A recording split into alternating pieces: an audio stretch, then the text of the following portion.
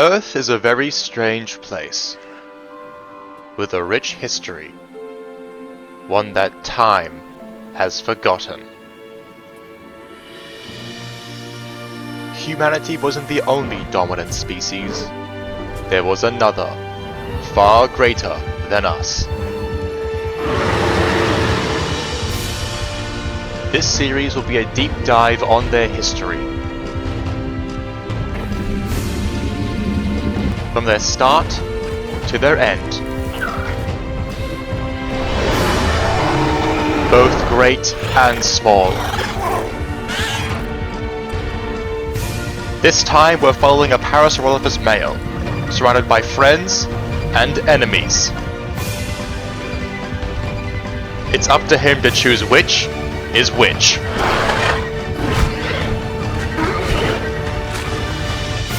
One of the greatest species on the planet. This is their story. The story of the dinosaurs.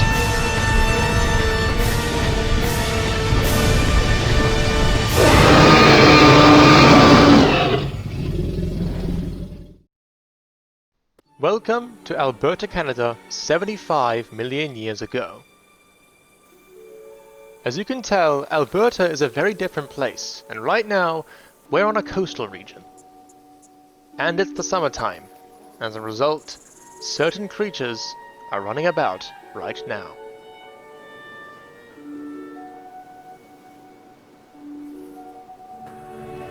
One of the rarest hadrosaurs in the region is here.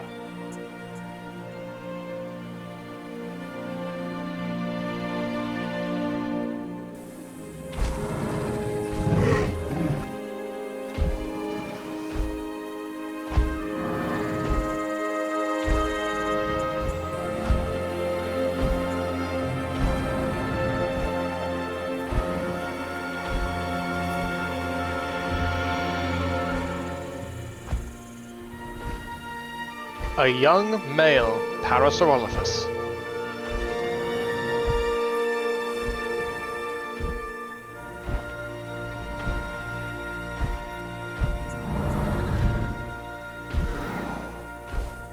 He has migrated here for the past 2 years, eating the cycads on the coast. He'll stay here for another 2 months before migrating southward to escape the coming cold shift in autumn. And unlike other hadrosaurs, parasaurolophus prefer to live in smaller herds that are matriarchal. And because he's male, he'll be alone until springtime, when the parasaurolophus gather to mate. However, he isn't the only migrant here.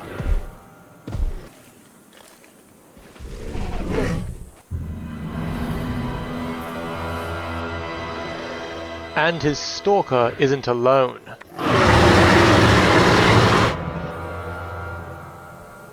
These are albertosaurus, early cousins of T-Rex. They also migrate with the parasaurolophus, but what makes them special is their pack behavior.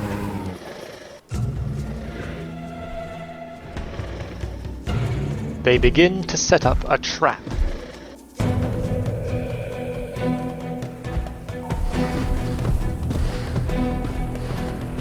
One sneaks up behind the parasaurolophus, while the other gets in position.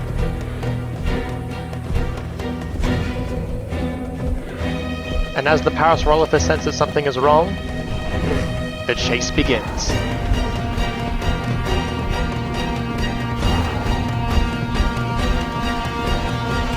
And as the parasaur gets flanked by the second albertosaur, he plays the only card he has. Run for the trees and shake off his pursuers.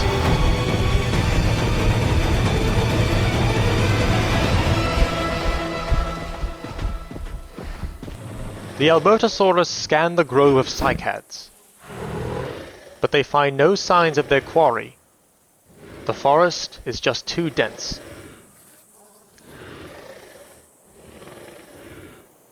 And the albertosaurs decide it's not worth the trouble. And as the parasaurolophus continues to hide, the albertosaurus pair wanders off to find something else to eat.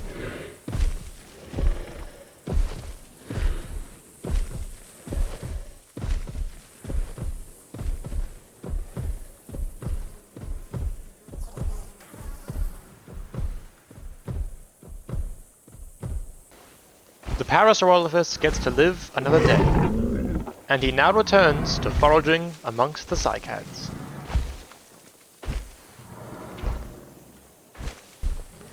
The albertosaurus begin to make their trip back to their lair.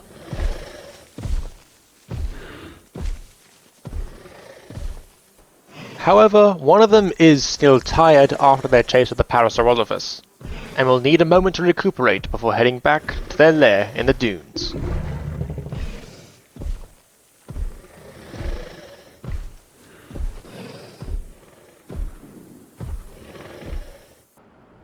However, Albertosaurus isn't the only predator here.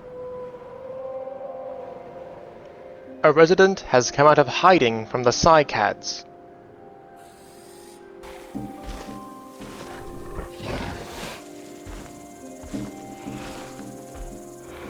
This is the savage thief, atrociraptor.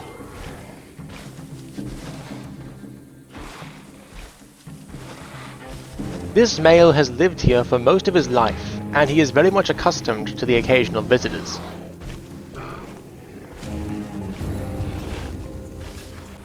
And he also knows when to take advantage of a seasonal meal. Though dinosaurs like this parasaurolophus are a bit out of his pay grade.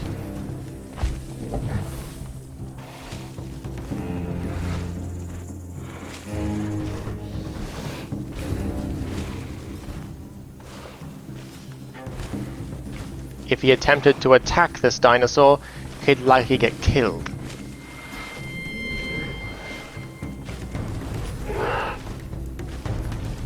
The atrociraptor decides it's not worth his life to attack the parasaurolophus, and he moves on.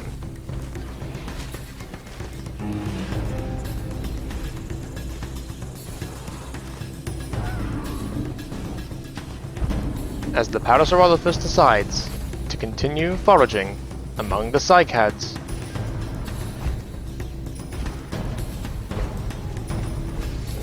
The atrociraptor looks elsewhere for something else to hunt.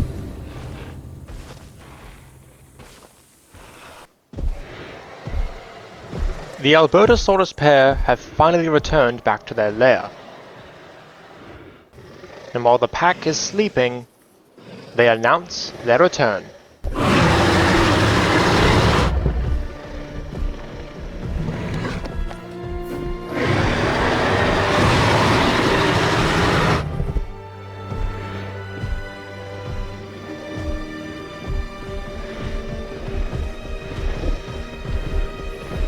Albertosaurus live in highly social groups.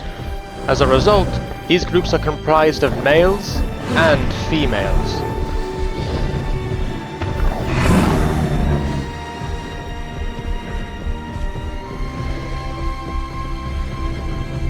However, the pair have returned back empty-handed.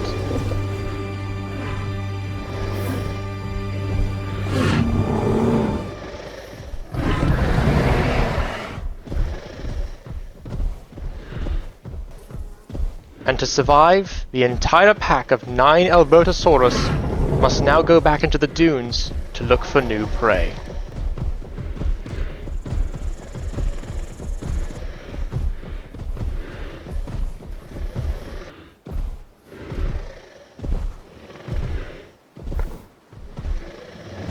However, unlike last time, the pair is joined by a third female.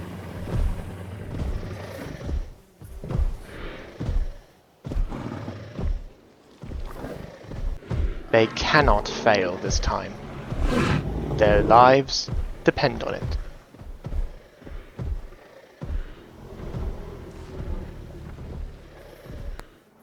Back in the cycads, an interesting development has begun.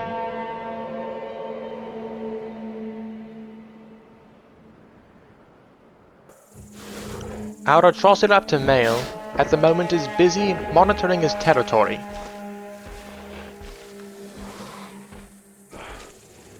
When he picks up something that is quite alluring.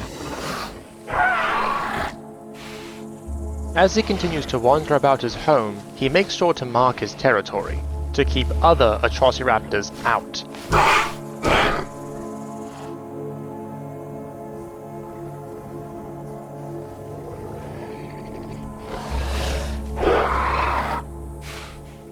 But he picks up the scent again and decides to investigate.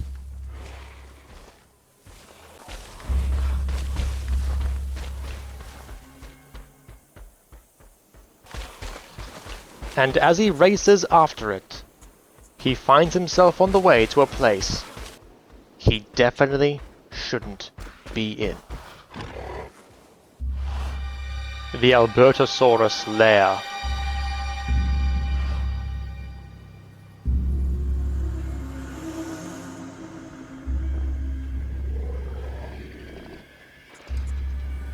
He unknowingly begins to enter the territory of a carnivore 6 times his size, and he has no idea of the danger he's in.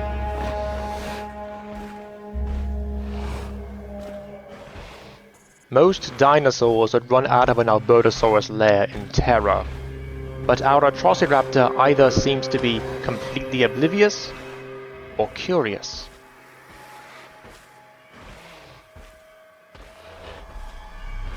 However, even he can tell that something is wrong with the albertosaurus.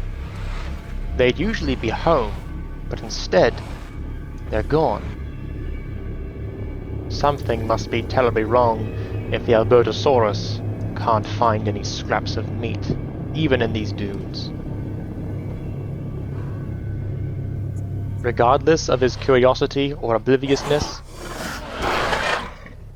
he's overstayed his welcome.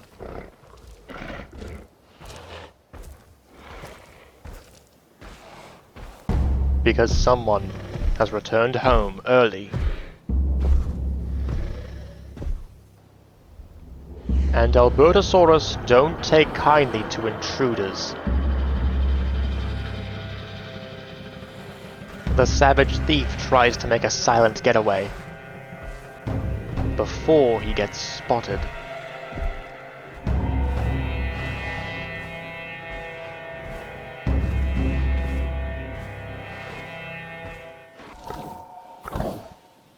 However, he's too late. The albertosaurus tries to run down its intruder, and the atrociraptor can barely stay ahead. It makes a break for the cycads like the parasaurolophus.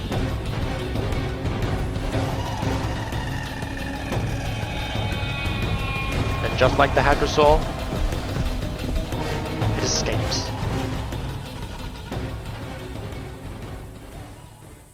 The albertosaurus male doesn't even bother to chase down the prey. It's too far into the forest already,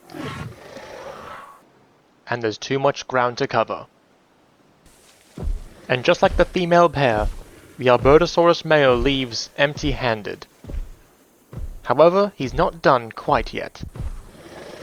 He's going to try a new tactic.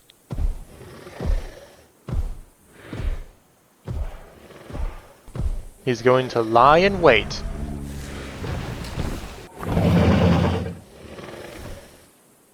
and catch whatever comes out of the cycads. However, today's surprises aren't over just yet. Because for the dinosaurs on the coast, life is going to change.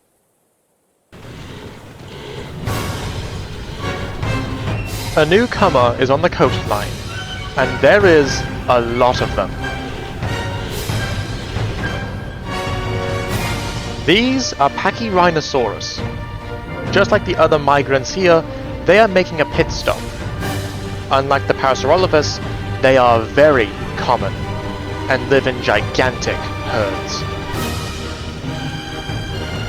This herd is comprised of 3-ton armored tanks, and they've come a long way to be here. And for them, their march in the dunes is finally over. They've finally found the safe haven of the cycads, what they've come here to eat.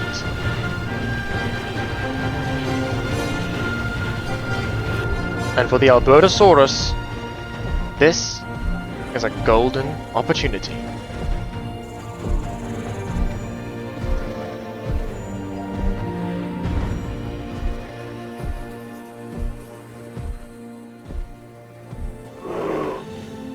These dinosaurs are ceratopsids, and they're quite common in the late Cretaceous.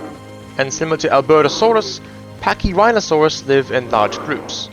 However, unlike the albertosaurs, their social system is nowhere near as complex. They only gather for protection. Some pachyrhinosaurus decide to take a rest after the long journey, protected by the watchful eye of the herd. Other pachyrhinosaurus have begun to gorge themselves on the local plants. Pachyrhinosaurus can eat up to 1,000 kilograms of plant matter a day, using their long battery of teeth to grind up vegetation as they eat. And the parasaurolophus doesn't seem to mind his new neighbours. Another behaviour similar to the albertosaurs, pachyrhinosaurus live in groups comprised of males and females.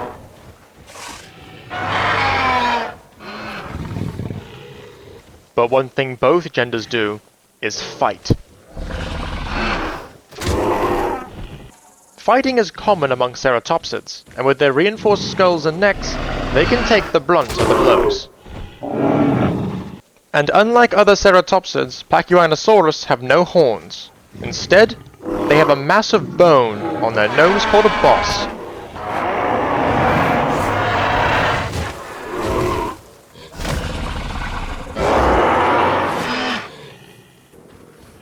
Life is going to change drastically for the cycad grove, especially for the albertosaurus.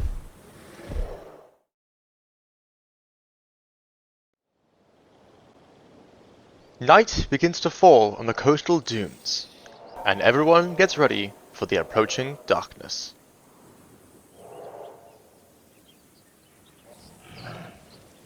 The pachyrhinosaurus continue to forage. This is their time to bulk down on the food before the next migration. Unlike the parasaurolophus, who head up southward, the pachyrhinosaurus head up north, where the land becomes uninhabitable. Bulking down on the food here ensures that they'll survive the coming cold.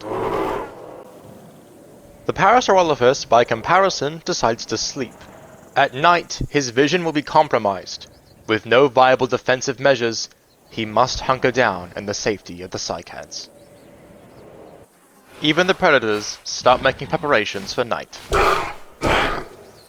Because both small and large must prepare for darkness.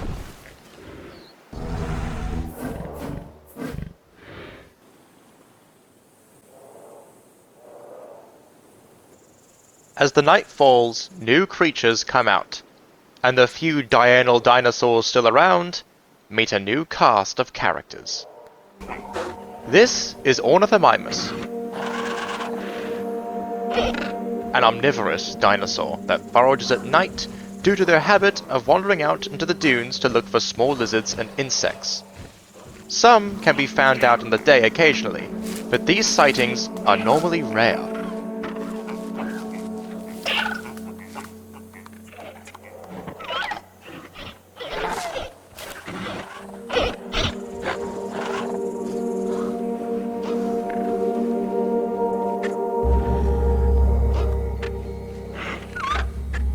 The Ornithomimus are able to meet the newcomers around here. The pachyrhinosaurus present themselves as loud foragers. The small theropods are bullied away to forage elsewhere in the cycads. The cycads hold other residents, like these troodontid dinosaurs, Stenonychosaurus. Like the Ornithomimus, they too also come out at night to hunt for small prey.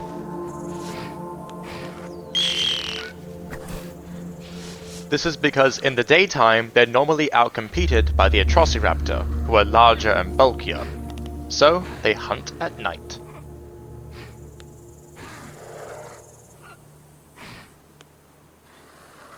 As a result, they've evolved large eyes to see movement in the dark, to hunt their favorite prey. Stenonychosaurus are often believed to be hunting in low light conditions, and with their big brain, they can spot prey easily.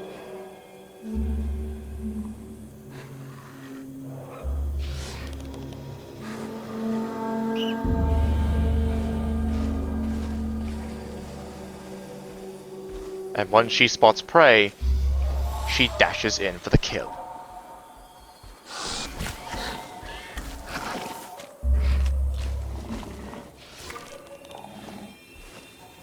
Though a sufficient meal, the Styracosaurus will need to find food elsewhere. However, Styracosaurus isn't the only carnivore on the prowl.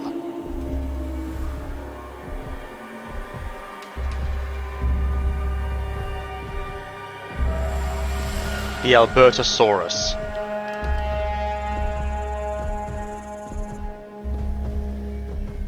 Despite being more diurnal, the albertosaurus females have been forced into nighttime activity, looking around the coastal areas of the desert for prey.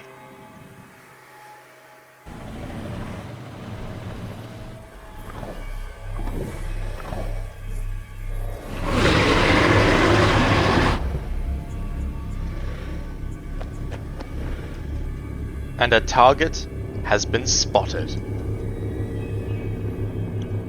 An ornithomimous female in the wrong place at the wrong time. Despite the fact the ornithomimous is unprofitable prey, they don't have a choice.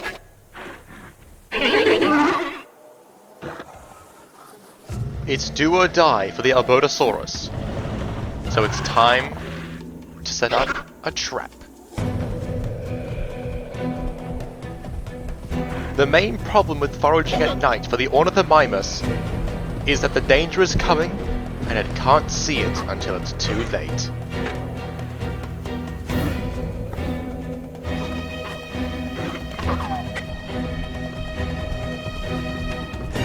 As the albertosaurus charges by, the ornithomimous blitzes it.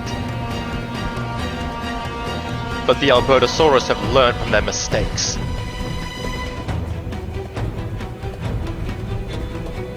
Forcing it into the open field, the older sister takes charge.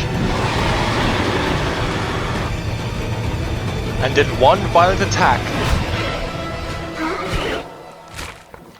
it's all over. As the other two catch up, the older sister gorges herself on the prize. Albertosaurus have bone-crushing jaws, so by the time the other albertosaurus get there won't be much left.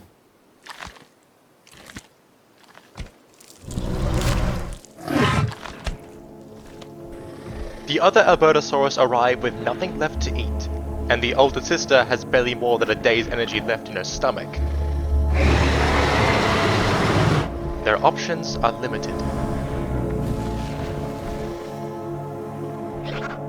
The ornithomimous aren't worth their time, and the parasaurolophus male was too vigilant and fast to actually catch. But the albertosaurus now have the proper tactics to hunt their prey.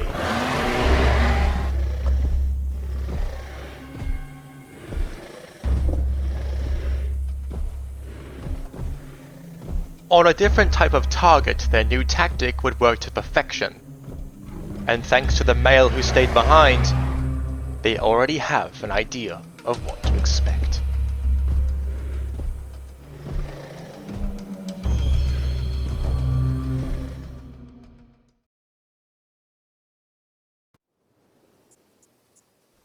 As the morning comes, the dunes have been quiet ever since the albertosaurus have hunted there, and some have taken time out of the grove. The parasaurolophus male returns to the dunes, though he's not here by choice. If it were up to him, he'd still be in the cycads, but his once armored neighbours he so welcomed into the cycads have become quite the hassle to deal with.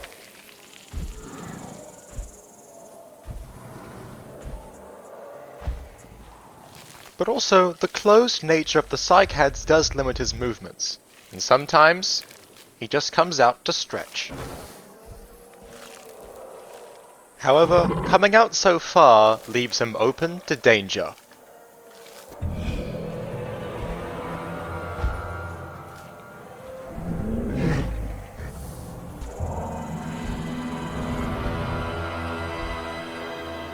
Though this is not what he expected at all.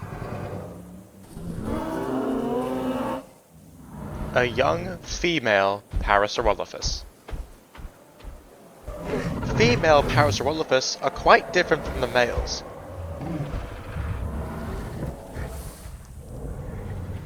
Younger females like this individual come in brighter yellows. These colours are used to indicate that females are ready to breed.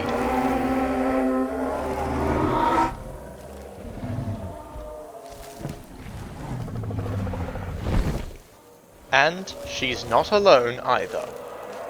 The females have arrived in a small herd, though this is quite bizarre behaviour for them. Female parasaurolophus don't typically take the same path as the males, but this divergence in migration is due to climate change, with many other female herds being forced to the coastline with the rowdy males and dangerous predators. However, the young females have taken a liking to the young male. However, only specific females get the right to interact with the males. The matriarch. Older female parasaurolophus are green. The darker shade of green, the older they are. And the older females lead the younger females to the breeding sites. She's been through many migrations and survived many breeding seasons.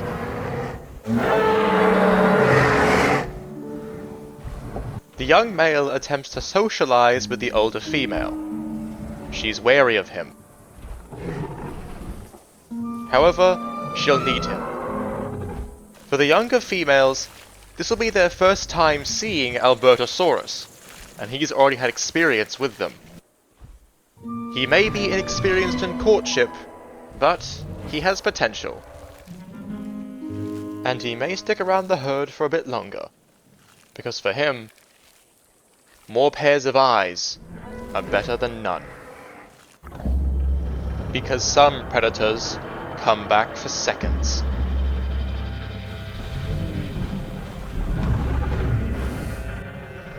And the albertosaurus just got a new opportunity.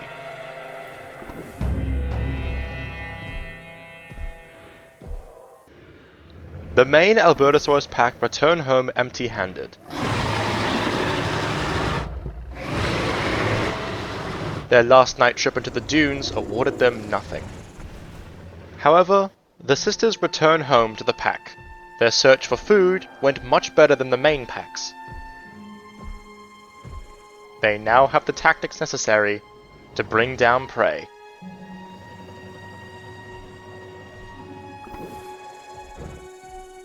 The albertosaurus reunite, with the rest of the pack joyed to know that they're safe. And the reunion is joined by the lone male, who's found more prey. As the albertosaurus socialize and rest, they prepare for the big hunt.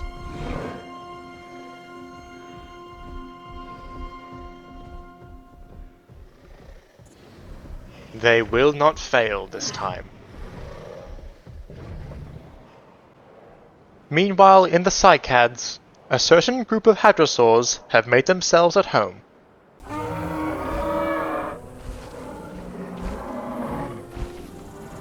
The male parasaur would usually be alone at this time of day, wandering within the trees by himself. But now he has an actual herd to spend time with. The young females gorge on the local plant life, with the matriarch keeping a close eye on the herd.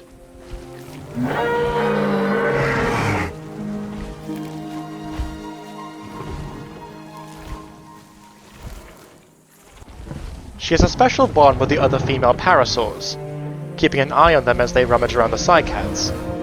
Some of them might even be her daughters.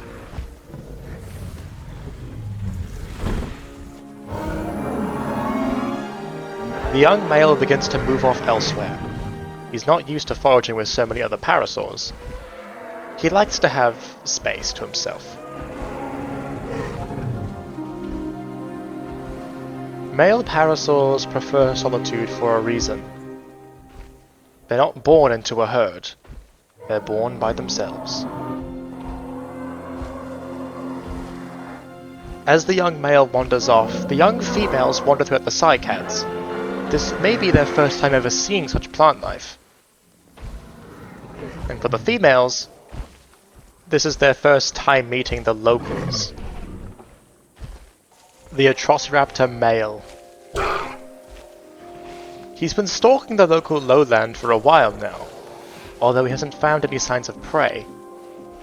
Mostly because the prey has been pushed out. And he knows exactly the culprit.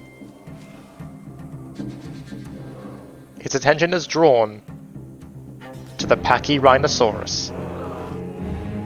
The pachyrhinosaurus live in these open lowlands that they create, which affects other animals. Stynonogosaurus prefer to sleep in the daytime, mostly because they're nocturnal. However, the pachyrhinosaurus disturb this behavior. Their constant rootling causes the Stynonogosaurus to wake up in the daytime. This gets her very agitated. She tries to sleep somewhere else, but the rootling continues. The atrociraptor watches from afar, as the Stynonogosaurus takes the situation into her own hands, attempting to intimidate. But the atrociraptor learns what happens when you try such an action.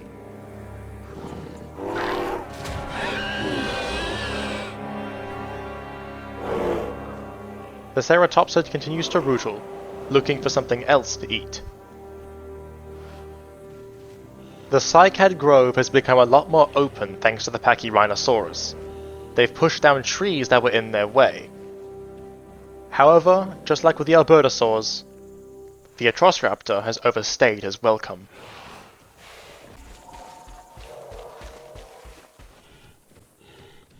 Though he's far too fast for the stumpy herbivore, and gets away easily.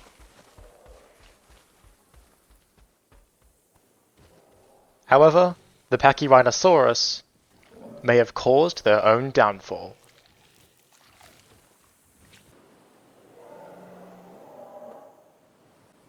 Dusk falls on the grove, and the local dinosaurs are still up and about, gorging on the local plants. But the parasaurolophus matriarch notices something.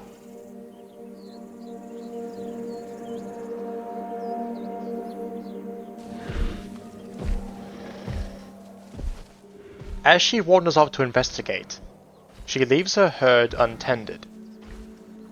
They should be fine. No large carnivore should be in the cycads. But something is close.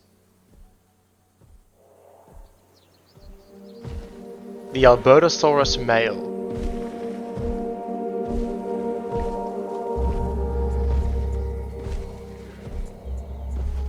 Thanks to the pachyrhinosaurus, the grove has become more open, allowing him to rummage around inside. But he must keep his eyes peeled. He doesn't want to get spotted. As he waits for the atrociraptor to pass by, he notices something. A pachyrhinosaurus male.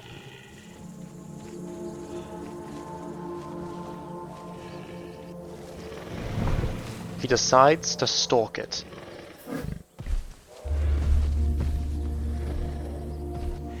With their low vision, it shouldn't be able to spot him.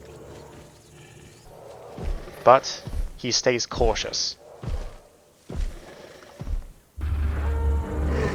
He finds more parasaurolophus and pachyrhinosaurus in an open clearing.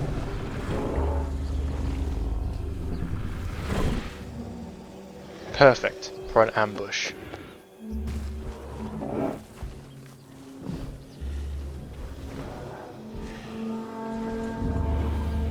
The young male returns to the pack, hoping to use this information for the hunt.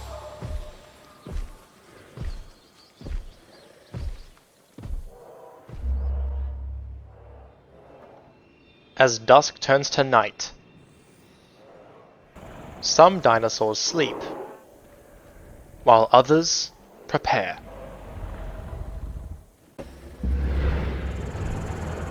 The albertosaurus male is ready to lead the way.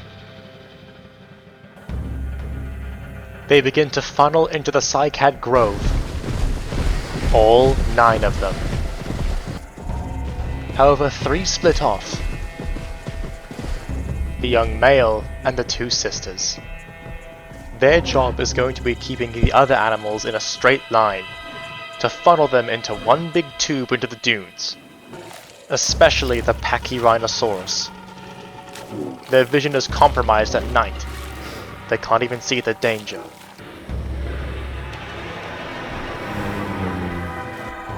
They're all waiting for the signal.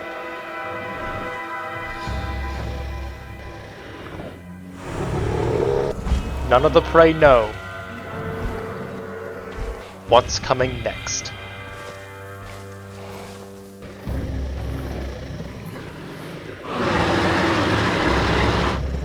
The trap begins.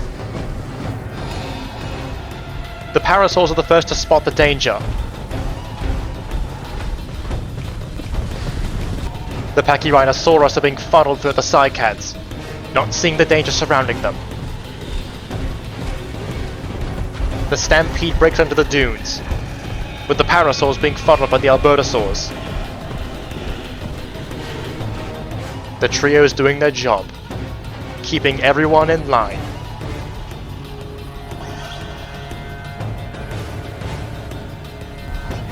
Some of the parasaurs are able to lose the albertosaurs in the chase.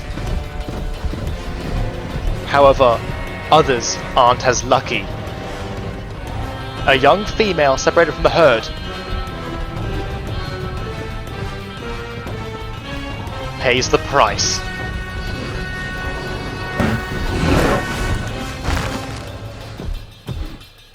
The young male slinks off with the herd without being seen. But the albertosaurs have other concerns. The pachyrhinosaurus run in a confused stampede across the dunes, not even aware they're running straight into a trap. The albertosaurs lie in wait as their prey bumbles along the sands.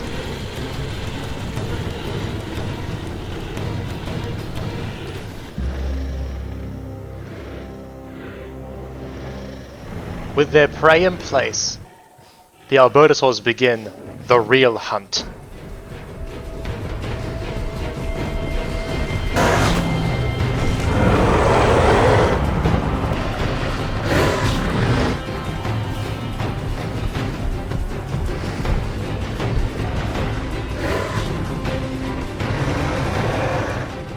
With so much food lying around, there's no point in wasting time.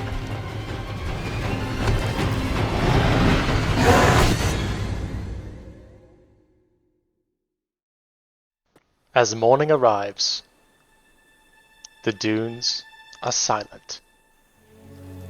The parasaurolophus have already left for their migration, and the albertosaurus have followed them. The pachyrhinosaurus, however, are yet to be seen. Until now.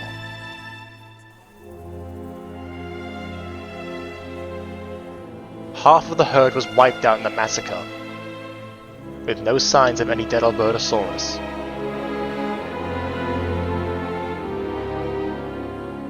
The pachyrhinosaurus are forced to migrate. They may not survive with such a small herd. However, other dinosaurs come out. The atrociraptor male has come out of the cycads. He now has no need to worry about albertosaurus attack, since they've all migrated. He can finally stretch his legs properly.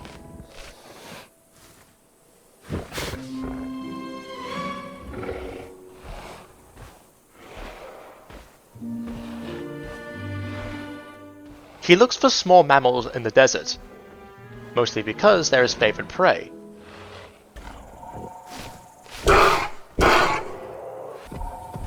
Although one predator is looking for a snack before he hits the road. But as one story ends, another begins. The albertosaurus male finds himself in a very different place. With animals he's never seen before. This isn't Alberta, Canada, and this isn't his time period. He needs to go home now.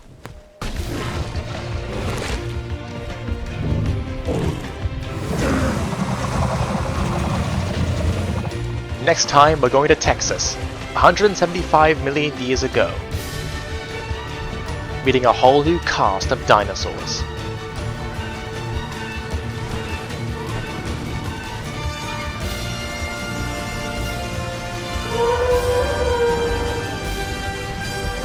On the story of the dinosaurs.